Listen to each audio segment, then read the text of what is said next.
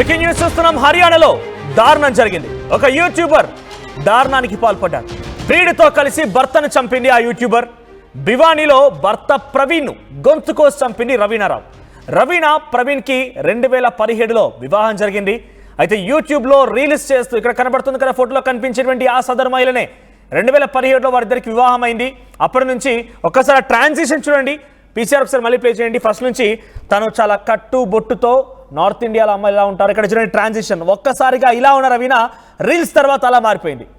అదేదో సినిమాలో కదా రాముగా ఉన్న వ్యక్తి ఒక్కసారిగా రెమోగా మారిపోయినట్టుగా ఇక్కడ కూడా ఆ సదరు మహిళ ఒక్కసారిగా సంస్కృతి సాంప్రదాయబద్ధంగా నార్త్ ఇండియన్ అమ్మాయిలాగా ఒంటిపైన నెత్తిపైన చున్ని వేసుకున్నటువంటి ఆ సదరు మహిళ ఒక్కసారిగా రీల్స్ చేయగానే ట్రెండ్లోకి వచ్చేసింది. దీంతో ఒక్కసారిగా ట్రెండ్లో ఆల్రెడీ ట్రెండింగ్ అయిపోయిందిగా.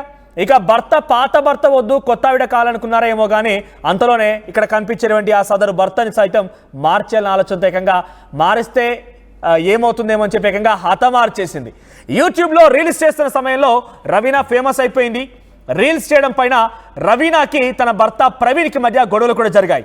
2 ఏళ్ల క్రితం ప్రేమ్ నగర్కు చెందినటువంటి ఆ యూట్యూబర్తో మరొక యూట్యూబర్ అటక్కడ సురేష్తో పరిచయం ఏర్పడింది. సురేష్తో రవీనాకు వివాహేతర సంబంధం కూడా ఏర్పడింది.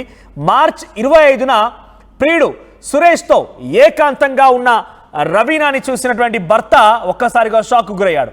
అసలు రవీనా సురేష్ని అసభ్యకరంగా స్థితిలో చూసిన ప్రవీణ్ ఒక్కసారిగా షాక్ గురైపోయి అసలు ఏం తీర్చని పరిస్థితి. దీంతో సురేష్తో సంబంధం పైన ఇద్దరి మధ్య వాగ్వాదం కూడా జరిగింది భార్యాభర్తలకి.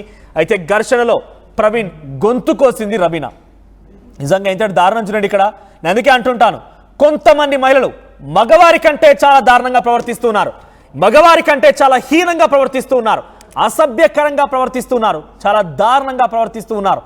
ఒక తోటి యూట్యూబర్తో అక్రమ సంబంధం పెట్టుకొని ఆ అక్రమ సంబంధ నేపథ్యంలో వాళ్ళు ఏకాంతంగా ఉన్న సమయంలో భర్త చూసిన తర్వాత వారిద్దరి మధ్య ఘర్షణ జరిగితే ఏకంగా భర్త గొంతు కోసేసిందంట ఆ సదరు రవీనా.